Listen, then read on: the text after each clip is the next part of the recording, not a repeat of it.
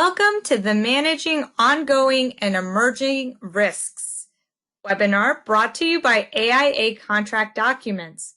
Thank you for joining us today. We're going to go through a few administrative items before we get started.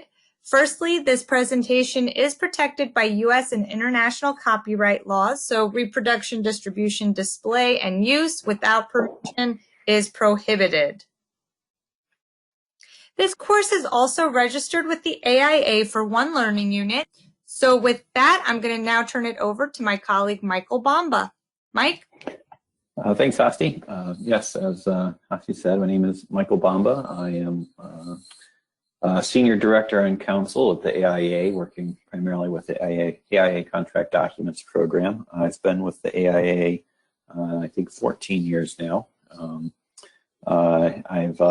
I've done a lot of work on owner-architect agreements, mostly the V101 and our full suite there, but I've also worked with our building information modeling documents, which we will discuss a little bit later on in this program.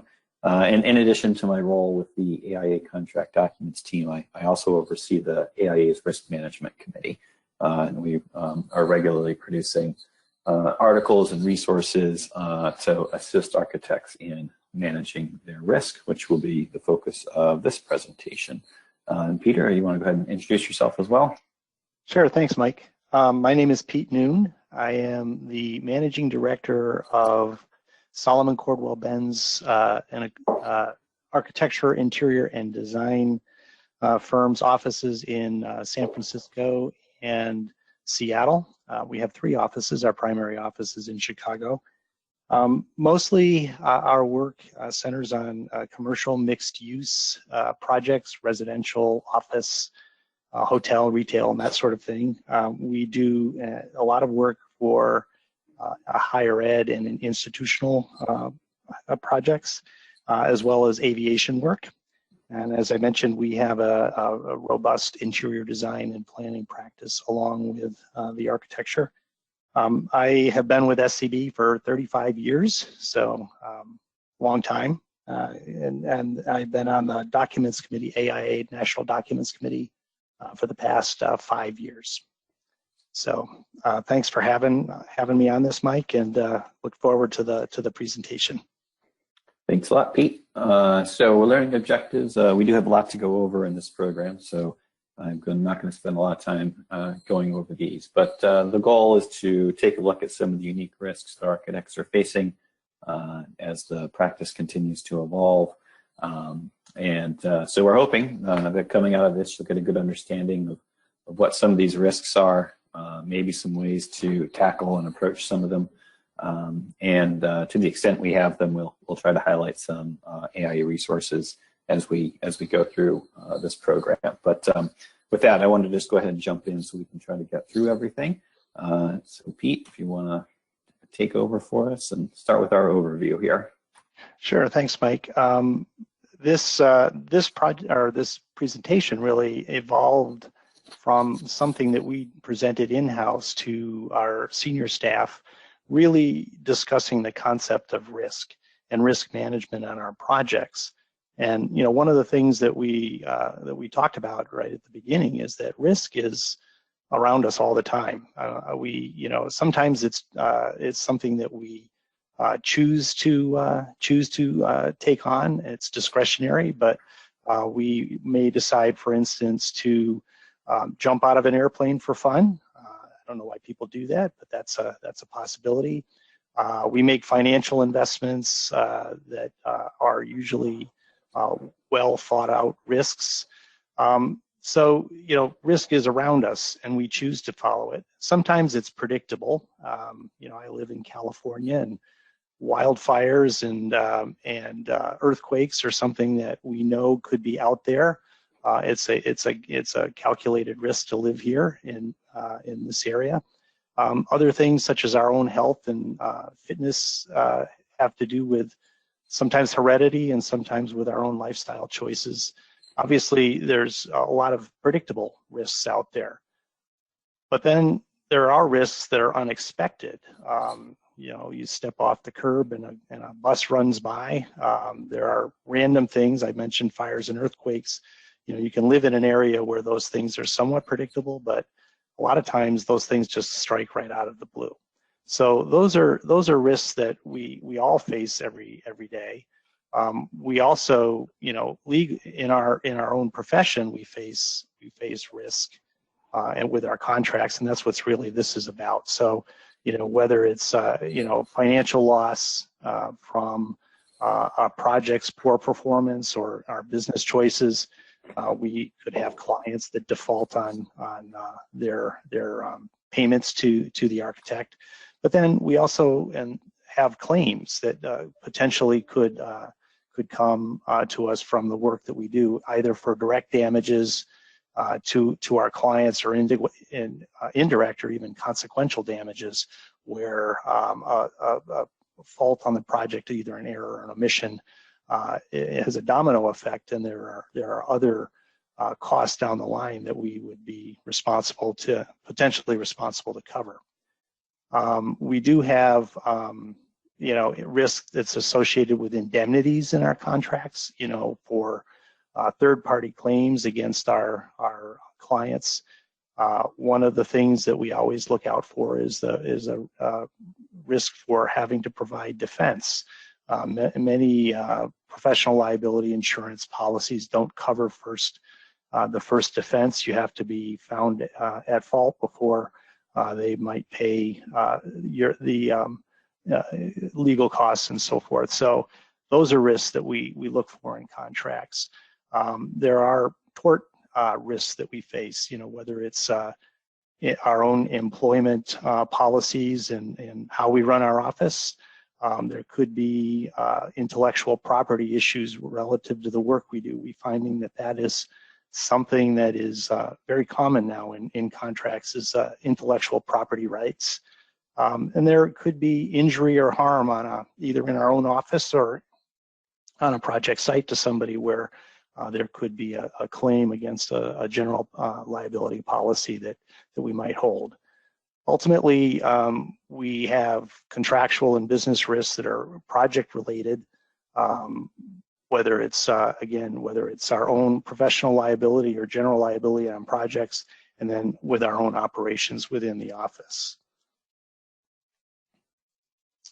So our agreements, we have to understand risk, and we could, for instance, within an agreement, fail to meet the contractual obligations. That's a risk that we have to consider in our agreements. We may actually provide actions that are in violation of a restriction, perhaps inadvertently releasing confidential information or engaging in a business pursuit that might be forbidden in a contract. And then we also face risk with the viability of every entity with whom we enter into an agreement. It could be a consultant, could be a client. We face risk in the design and performance of our projects. If we don't meet a budget or a schedule, that is a risk. If we don't satisfy the program requirements of the project, that's a risk. And then there's always the usual risks that we face relative to design flaws and errors and omissions in the building that result in a damage to the project, damage to the building, or require some sort of modification or repair after the fact. These are all things that we face every day. Another risk that we face in the business world is our fees. We are all under pressure to win a job, and so a lot of times our fees are at risk that they may not be enough to cover our expenses or even some of the costs of doing a project. We also face risk relative to the receivables, whether the client or some other entity would default on a bill.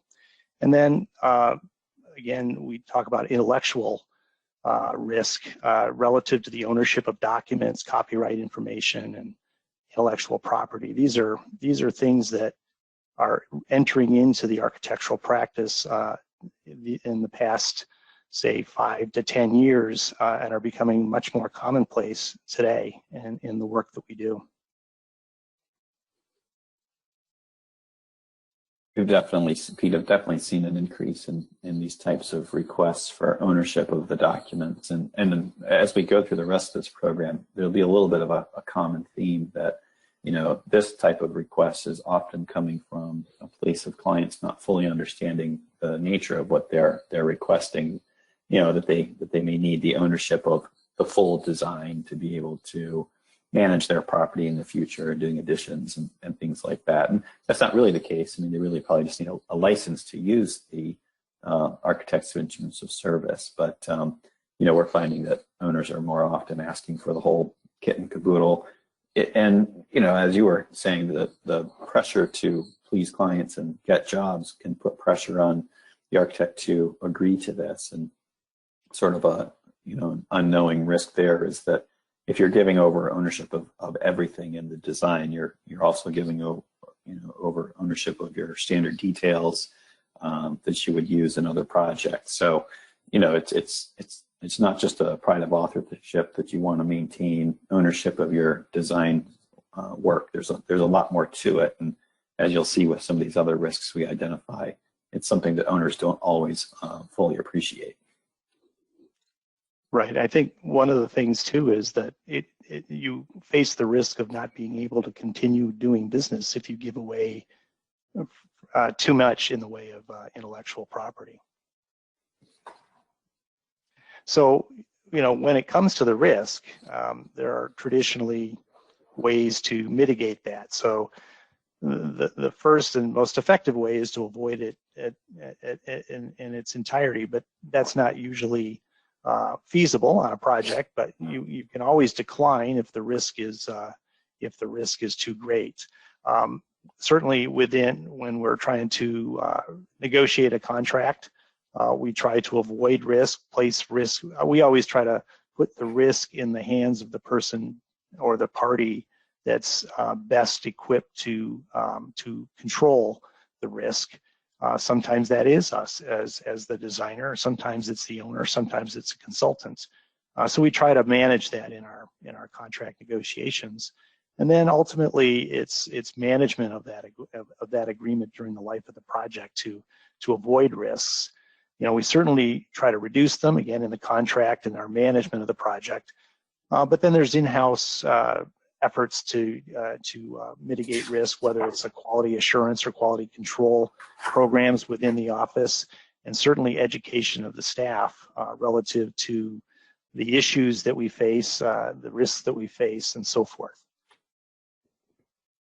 You can transfer the risk. That, you know, we all carry insurance, and that's the primary source of risk transference. You obviously carry insurance to help cover the cost of an error or an omission or an accident in the case of a general liability policy. And you can transfer risk to your consultants. There are some things we're just not expert in, so we try to always hire experts in the field to be our consultant on projects and take on some of the risk. And then ultimately, as with a lot of projects, there are some things that you just can't avoid it. You can't manage it, and you can't transfer it, so that you just have to hold your nose and accept it. And that's where you have to weigh the risk versus reward, and look at your professional obligations to say, do I want to take this on? Can we take this on? And if so, do it with the best of your ability, and do all the things you can to try to mitigate the risk as you're going along. Thanks, Pete. And I hope one of the things that people take away from this presentation is that risk mitigation or risk management, it's not a dirty word. And if you go back and you look at a lot of the things that Pete just discussed in these last couple of slides, risk management is a proactive effort. And it's not just pure risk avoidance. It is management. So it requires active efforts, whether it's putting in favorable provisions in your contract, but also having those quality control processes in place as you're doing your work to effectively manage the risks that are associated with the work that you do. You're not going to go into a project and have no risk. You have to have some risk. That's where the reward comes from. So we're going to move forward now, and one of the things we wanted to go over was the basic standard of care. And I'm sure a lot of you are familiar with what your standard of care is, but we're going to go over it. And the reason we're going to go over it is because a lot of risk that comes up for a design professional is from not fully understanding the standard of care that applies, and unknowingly accepting a different standard or performing in a way that allows for a higher standard of care to be applied to your services. But in terms of the basic standard of care, this is how the B101 2017 defines it. And this is, we wrote this originally in 2007. I don't think we changed it in the 2017. If we did, it wasn't a substantive change. But it wasn't previously in any of the documents. And did that mean you had no standard of care? No. It doesn't matter if this standard of care is written into your contract or not. This is the standard of care that applies to design professionals. Essentially, that you'll perform your services consistent with the skill and care ordinarily provided by other architects in the same or similar locality under same or similar circumstances. I'm sure most of you have heard some version of that recited back to you on any number of occasions.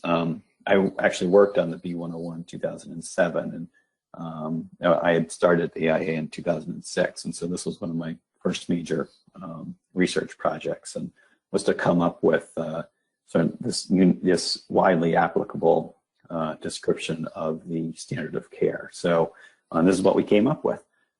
So as you'll see, obviously there's no expectation that architects are going to perform perfectly.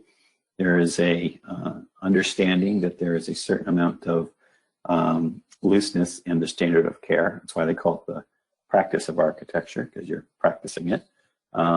So, everyone should understand that this is the starting point of how your services are going to be judged and what the expectations should be. It doesn't always mean that's what the expectations are, though.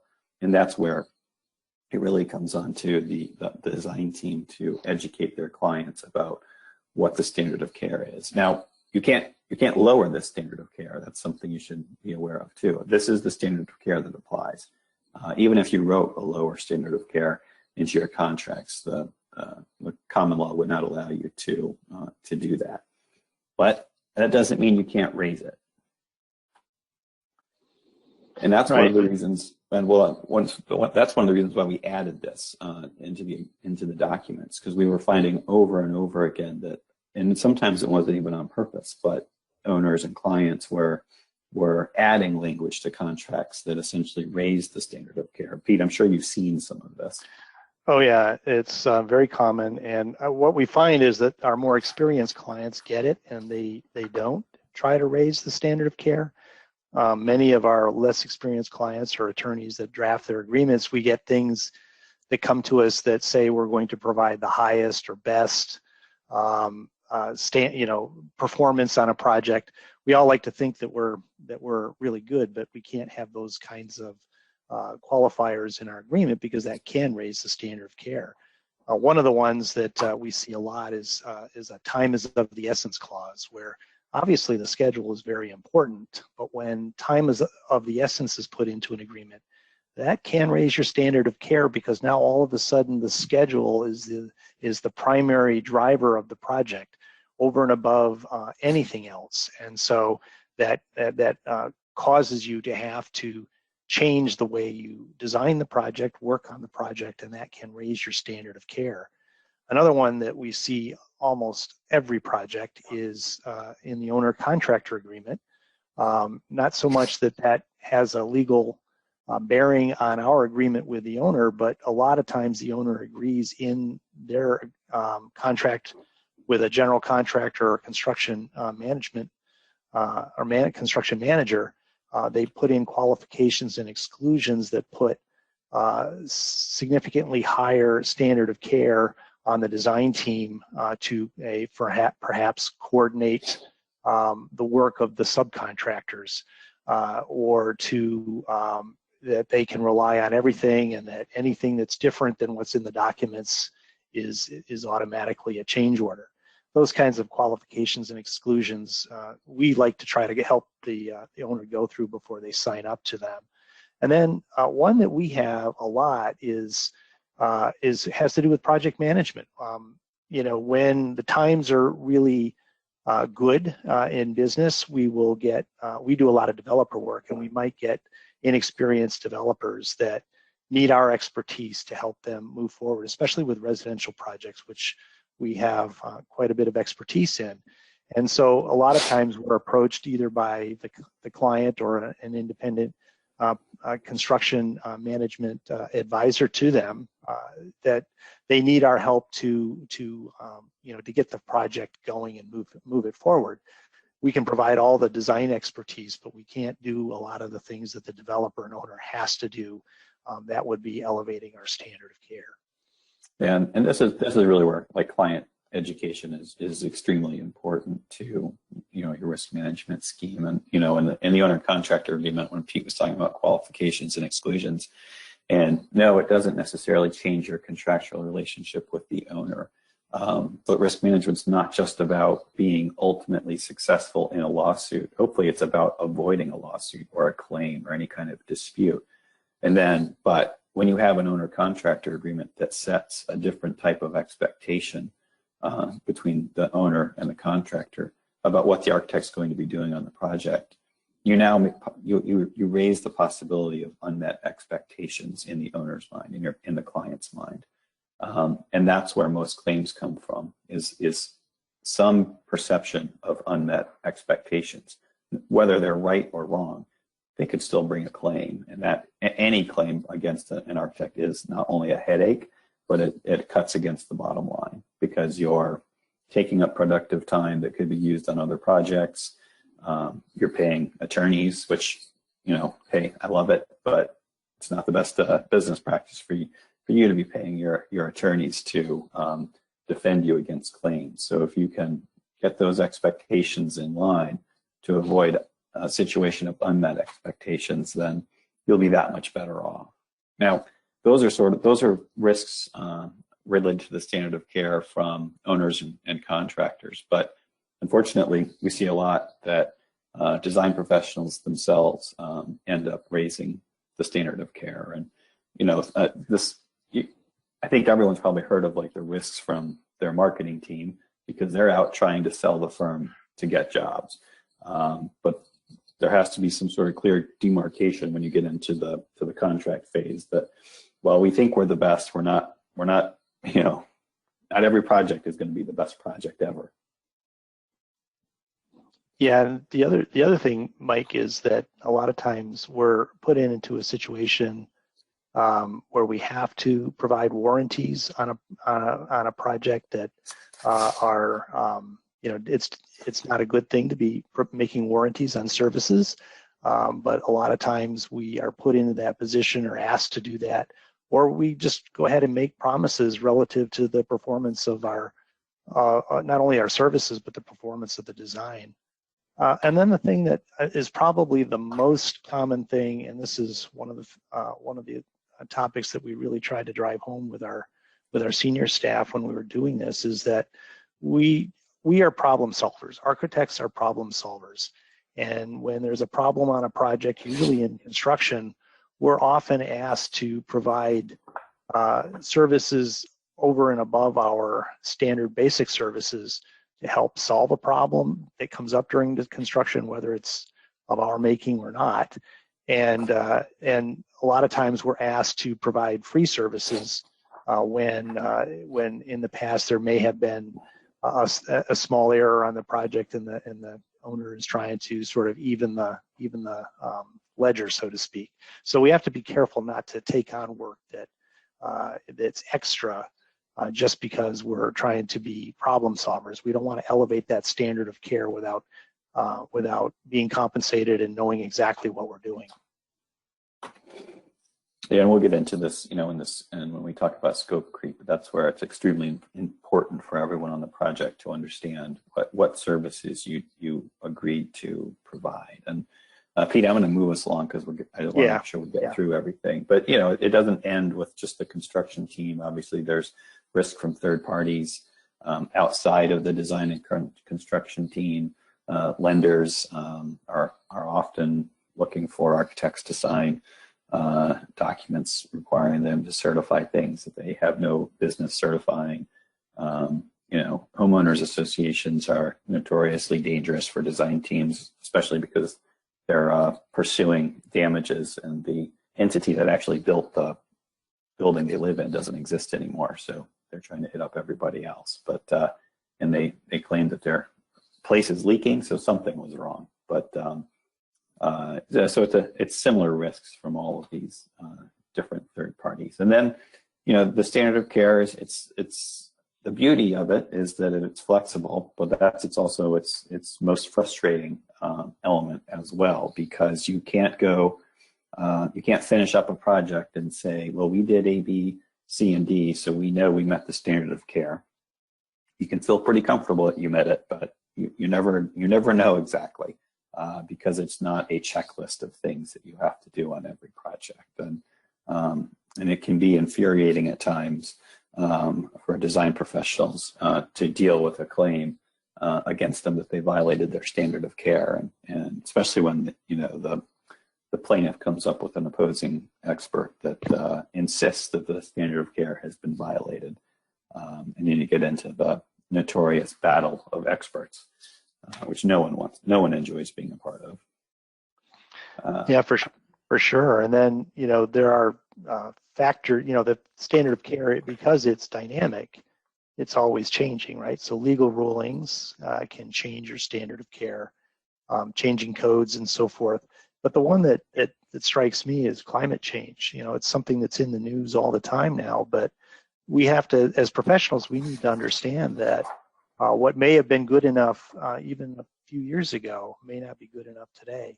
Perfect example of that is our FEMA maps that you get for flood zones.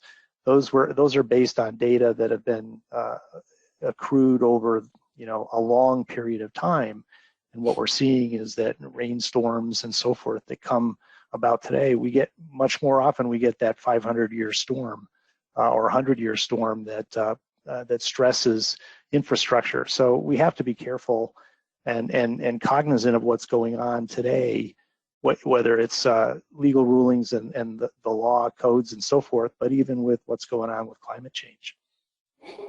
Yeah, and then those areas of where things are evolving are the toughest areas. That the standard of care essentially is judged by what would a similar architect do under similar circumstances, and at a certain point there's a tipping point where the standard changes, but it's you can't know it. You can't say in advance, like, oh, well, when it gets to this point, then the standard is going to change. So, but ways to get a comfortable feeling on what the standard may be is to stay active in your community, stay active in your local design community, to discuss things and how the things are evolving, so that you can stay up to date with what the current evolution of the standard of care may be. So, well, Pete, that I think takes us to scope creep. I'll let you run with this for a little bit. Sure. And scope creep, very, very dangerous thing. And again, we're trying to educate staff on this, but we're often asked to do things that are over and above what's required of us in our contract. Obviously, that's something that we all scrutinize, and we try to mitigate that and educate our owners and so forth. But the one thing that I wanted our staff to understand is once we agree to perform a service, we own it. You can't later go on and say, well, it wasn't really paid, that was over and above our scope of services. If you've provided a service and you've provided a design, then you own it, and you own all of the consequences that come about that may have to do with failure of that design later on, even if you've never been compensated for it. I think one of the things that I've found is that the team doesn't always know what the standard or what the scope of services is on a project. So we do a thing called the dynamic reading of the agreement, but we really sit down and go through the scope of, it was a term coined by our insurance carrier, but it's actually a handy little device to sit down and actually read through the contract with everybody on the project team to talk about the scope of services. But we are always being asked to perform services out of phase, and then sometimes we don't request additional services because it's just too, everything is happening so fast. Things need to get done, and we're problem solvers. A lot of times we are put in a position where we're directing third parties with whom we don't have an agreement, whether it's a design build mechanical or electrical and plumbing firm. It could be an owner's consultant. So we have to be careful of those kinds of things. And then I find it happens all the time is we have contractors and other subcontractors and other entities calling our consultants asking for information, and sometimes the consultants go and perform extra work or additional scope, unwittingly putting us and them in a difficult position relative to the eventual liability for if there's a problem with those services, for which we're not getting paid. And you can see how it would be easy to happen for this to happen. In many firms, it's not uncommon for the people who negotiate the contract to be somewhat distantly related to the actual project itself. And so, your project-based architects are dealing with the client, they're dealing with the contractors, they're dealing with the constant requests for this, that, and the other,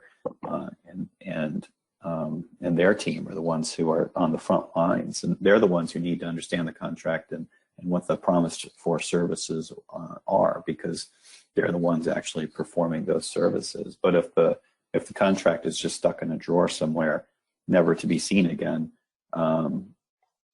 they're flying blind. They may have a general idea of what services you typically provide, but unless there's I hadn't heard this term before, but the dynamic reading of the contract, which I just picture like a group of people standing on the stage dramatically reenacting the contract. But I assume that's not what it is. But if you have that type of interaction, you have a better chance of people on the project understanding when they're being asked to do something that they didn't really promise to do. Yeah, the other one, and this is where it really gets difficult sometimes, is others don't understand our contractual obligation and our scope of services. Whether that's a contractor, often the AHJ doesn't understand what we're obligated to do, asks for consents and warranties in order to get a permit for things that we really have nothing to do with. Certainly lenders and other entities start to, because they're just going to ask for services, and we have to mitigate those requests. And then the other one, of course, is the contractor. They're put in a difficult position. They have to build a project. They have to build it in a budget. They're given a lot of information, but they're often asking us as the architect to do more and more to help them through the project, where we're not necessarily required to do that by our contracted scope of services. So that's something that we always have to be on the lookout for and try to manage during the construction process. All right, moving on right along to our next topic, fiduciary responsibility. We spend a lot of time talking about the standard of care, which essentially is a negligence-based standard. But we're constantly hearing grumblings in the industry that architects have or should have fiduciary obligations or fiduciary duty to their clients. And I mean, the first question to ask probably is what is a fiduciary duty? It's not extremely clearly or easily defined. If there is a fiduciary relationship, one description of a fiduciary duty I have heard and read, and I'll read it for you, is So assuming there is a fiduciary relationship, then what is the duty? So this is the quote: "Not honesty alone, but the punctilio of an honor, the most sensitive, is then the standard of behavior." So if that doesn't clear it up for everyone, I don't know what does. But those words were written by Justice Cardozo, who's a former Supreme Court justice. And it does absolutely nothing to clarify what exactly a fiduciary duty is. The real I guess the crux of it is that it's more than your negligence-based standard, and it's based on a notion that there is some sort of utmost level of good faith and loyalty owed to the client. So much so that you have to fully put the client's best interest in front of your own, which is very foreign to a commercial-based transaction like providing architectural services in exchange for compensation. Usually, a fiduciary relationship, it can really come about in two ways. It is either sort of assumed by law, and those are sort of in your trusts and estates type of relationships. If you're a trustee of an estate, you have to administer that estate in the best interest of all of the beneficiaries to the estate. You can't put your own self-interests above there. It's a strict fiduciary relationship. It's like an agency style type relationship. That's not really common in a commercial transaction setting, and I think that it's very safe to say that under all normal circumstances, most jurisdictions have found that as a matter of law, our design professionals and their clients are not in a fiduciary relationship. But so under the normal course of events on a project, you're not going to find an architect owning fiduciary obligations to their clients. Their services are still going to be judged by the standard of care that we spent so much time on at the beginning of the program going over it. But that doesn't mean that you can't walk yourself into a fiduciary obligation. And when you do that, it's a little hard to define exactly what the expectations are, but it is an elevated standard. And the reality is that if you will find yourself in a fiduciary relationship and there are problems on the project, it's going to be hard. You're going to be hard pressed to get yourself out of it because the standard of performance is so high when that fiduciary obligation is imposed. So, how can this happen? It's pretty rare for an architect or design team to be hit with a fiduciary obligation. Courts have generally, in a commercial setting, been very reluctant to impose fiduciary obligations in any setting, but particularly the design world. But it's sort of a sliding scale of factors that can get you there. Certainly, you can have language in your agreement that may suggest there's some sort of fiduciary obligation. If you see words like the relationship has a basis of trust and fidelity or trust and confidence, those words are not.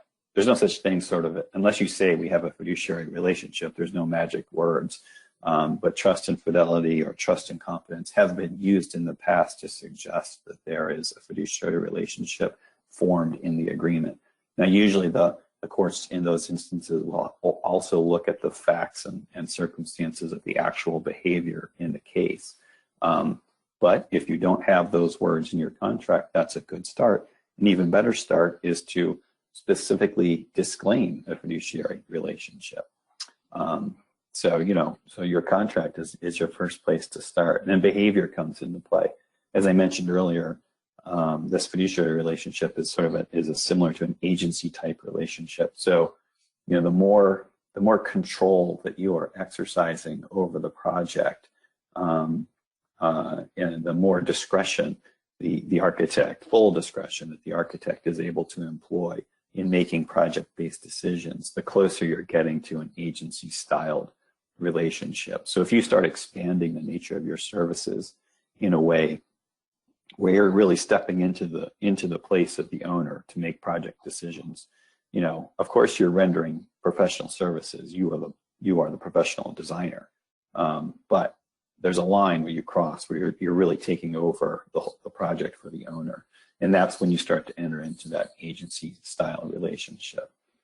If you get into an us versus them type of mentality, where it's really the owner and the architect versus the contractor, that's not really the role of the architect on the project. But if you start to take on those behaviors, again, you're creeping closer to that fiduciary obligation.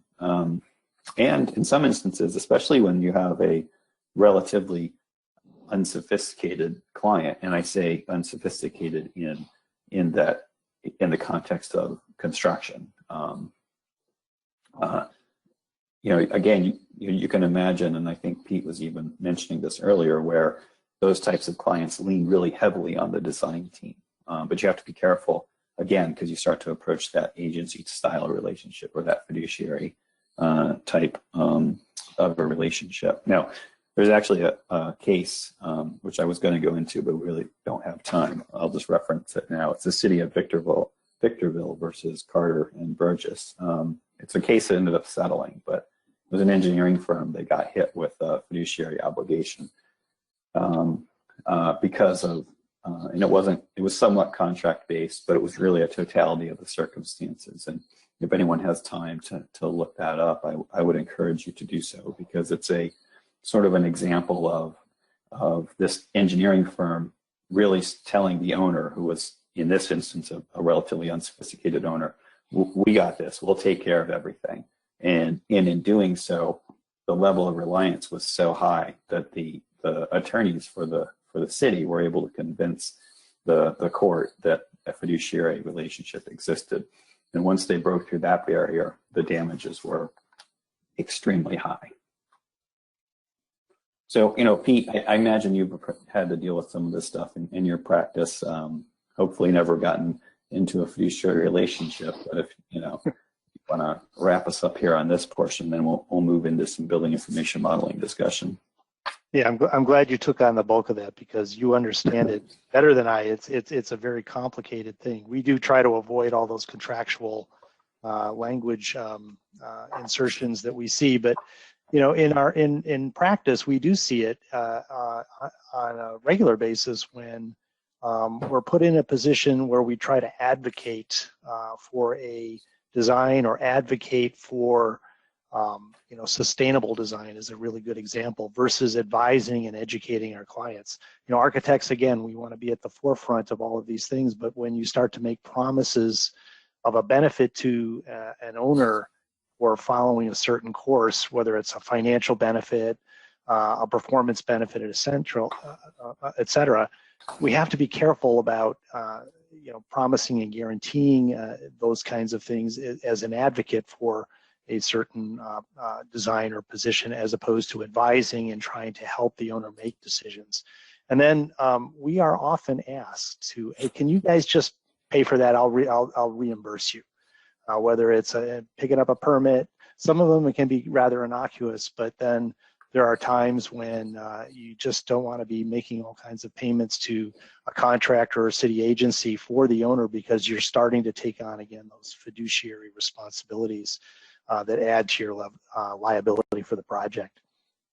And I will highlight the promises of benefit as being a particularly important issue to avoid when you depending on the nature of your project. But let's say you're involved in like a mixed use, right? And the owner wants to know, how much money it can expect from renting out the commercial portions of the building or something like that. When you start to get into financial forecasting and that's not what architects do. And the owner begins making decisions, based on your financial forecasting.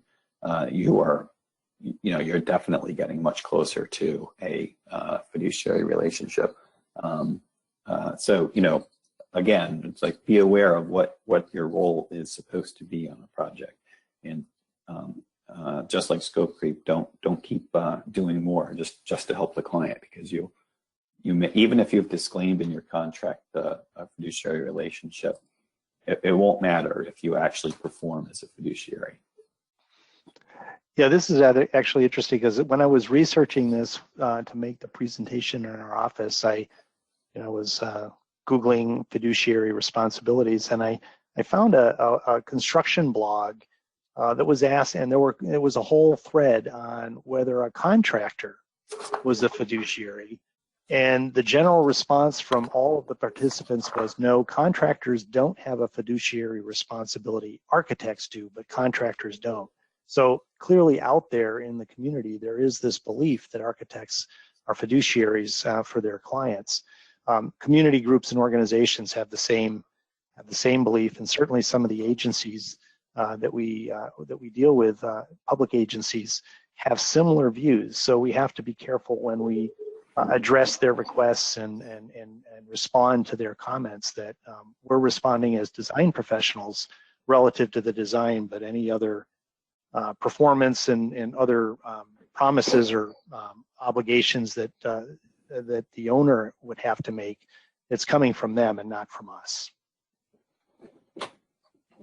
Oops, sorry, I got about 10 minutes left. I want to make sure we get through everything. We have 2 more sections to go, but we're gonna do a little discussion on what we call dim BIM versus bright BIM, building information modeling is I'm sure everyone's familiar with it, and it's a powerful tool that is changing the way the design and construction industry works. It's probably the most innovative new addition to the industry in, who knows, a century probably. And it can be leveraged in so many different ways on a project. For BIM to truly reach its potential, it requires collaboration between the design side and the construction side, and requires sharing of data and ability of everybody who's interacting with the model to be able to rely on that model. Now, everything I just described is sort of the antithesis of how a design bid build project works. There's really not collaboration between the design and construction team. The design team designs it, you bid the thing out, and then you have the contract documents, and the contractor builds it in accordance with the contract document. You don't have a whole lot of sharing of data throughout a project, and the only reliance is based on the contract documents. There's not this model that exists out there. There's no other source of information. It's the contract documents, and that's it.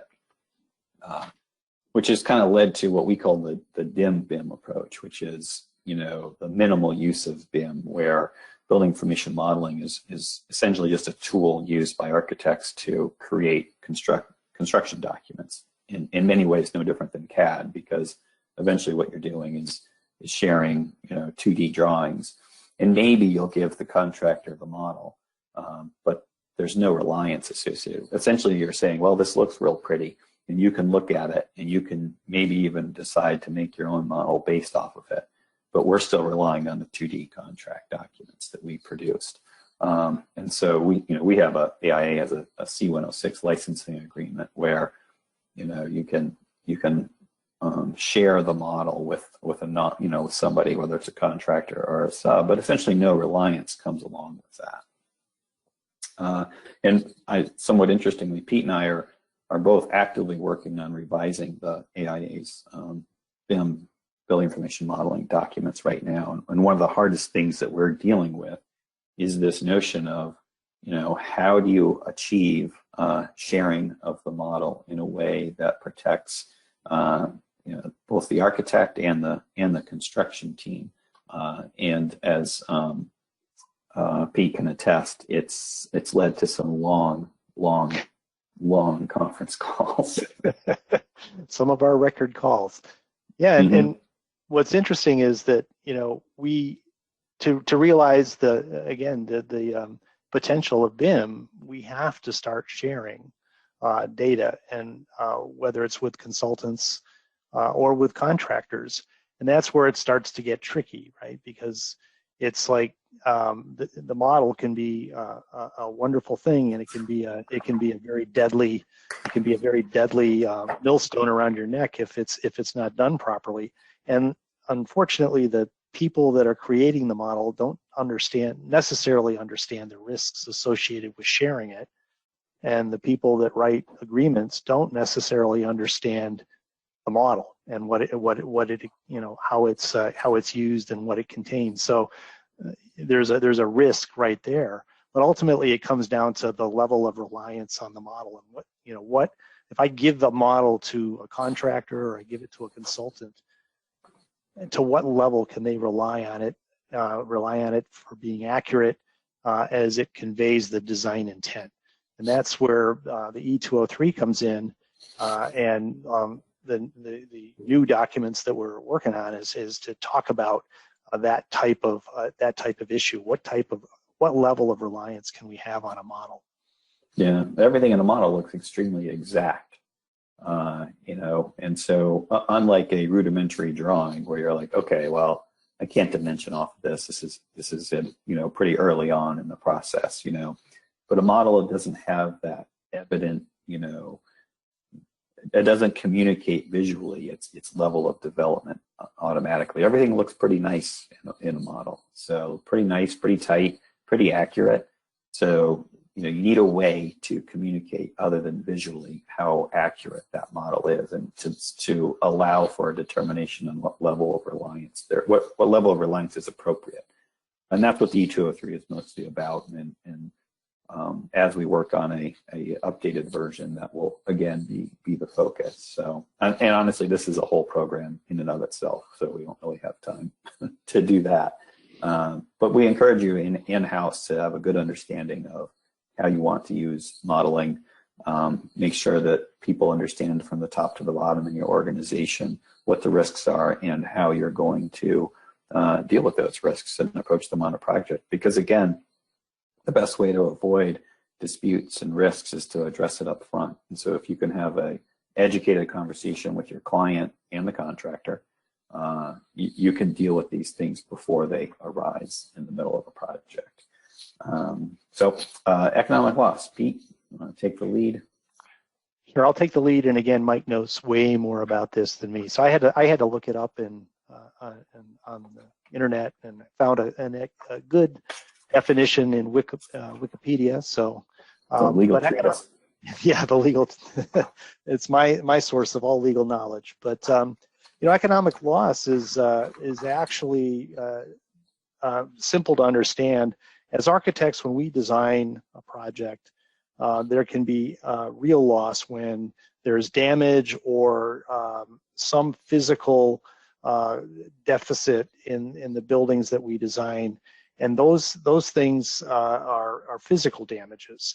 Economic loss is you can only view it in a spreadsheet or a balance sheet, and it's purely financial, and so it could have to do with lost value of a project because of some error or omission, but it doesn't stem from there being actual physical damage or to the project or something that has to be replaced to make it work.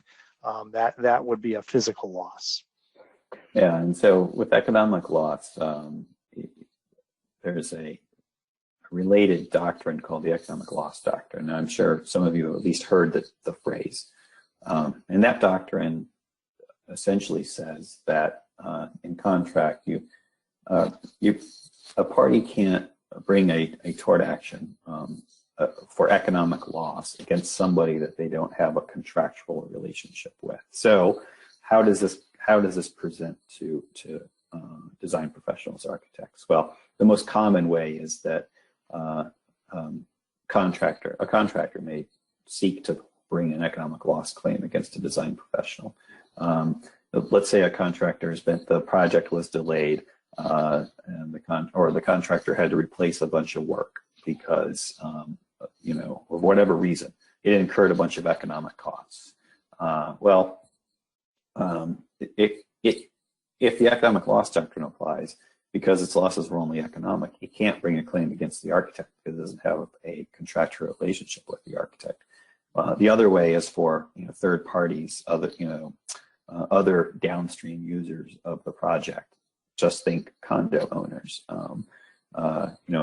If their windows are leaking, they don't, and the entity that built the project is no longer around, they would seek to bring a claim against the design professional. If the economic loss doctrine is in place, the design professional is protected because they have no contractual privity with those condo owners. I like to say that condo owners are the greatest threat to the economic loss doctrine.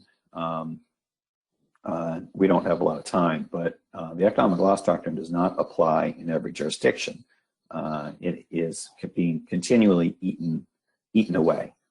If it still exists in your jurisdiction, it may have various exceptions. And the reason I say condo owners are the greatest threat is because oftentimes they're very sympathetic plaintiffs. They had no involvement in the construction.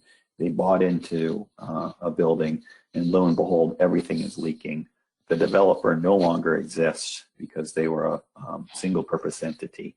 And the only people left in business still are the contractor and the architect, both of whom the condo owner did not have a contractual relationship with, but they are clearly incurring significant damages in an economic situation. So, courts oftentimes might bend over backwards to find some way for these condo owners to get some sort of redress in court. And that's what you'll see, is that the economic loss doctrine, for whatever reason, will slowly be eroded.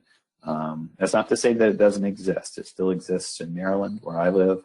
And there are certainly states that hold true to it. But it's something that you need to be aware of when you're doing projects in different jurisdictions, to understand if you have potential economic loss liability to third parties, you need to understand how you can try to avoid some of those risks. But that brings us to the end of our time. Sorry, we're about a minute late, but